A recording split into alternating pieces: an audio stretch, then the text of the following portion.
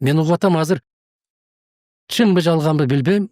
Куренкеев музыкалык окуу жайдын имараты бузулат деп. Кокуй айланайын. Эми Панфиловдун дивизиясынын куралган штабы ошол жерде госпиталь ба Союздун мезгилинде болуп турган нерселердин баары бузулуп атат. Жүрөгүң ооруйт. Жүрөгүң ооруйт. Жер көп айланайын. Кура бер, каалаган жериңе алып барып кур. Бирок ошол окуу жайдан кимдер гана окуп бүтпөдү. Кимдер гана чыкпады. Канаалардын үнү, канаалардын айткан пикири. Эмне деген маселе бул? Караңызчы, бир керемет имарат.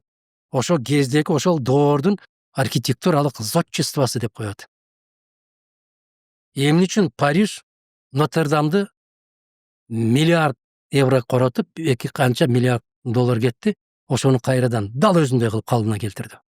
Эмне үчүн түртүп салып туруп ордуна бир килттеген бир соода борборун куруп койгон жок. Жок, тарых.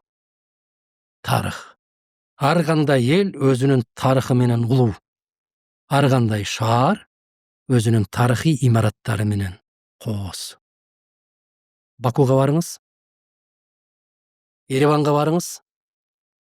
Бүтүндөй 1800-жылкы курулган имараттардын баары турат. Кооз кандай гана Керемет. Мына Тагиров деген болгон. Тагиров өзү үй курган экен, аялдарга ошо өзүнчө окуй турган медресе курган экен. Ошонун үйү Бакунун чак борборунда турат.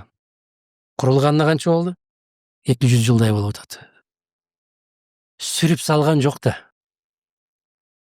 Же Американы карасаңыз, ак үй 200 жылдан аштыбы? Американын акчасы жетпей, ошо заманбап кылып заңгыраган бир имаратты куруп коюшка. Жетет. А монда имаратты карасаңыз, биздин жогорку кеңештин имаратынан да эле кичинекей имарат турабы? Кеп имаратта эмес. Кеп ошол имараттын касиетинде.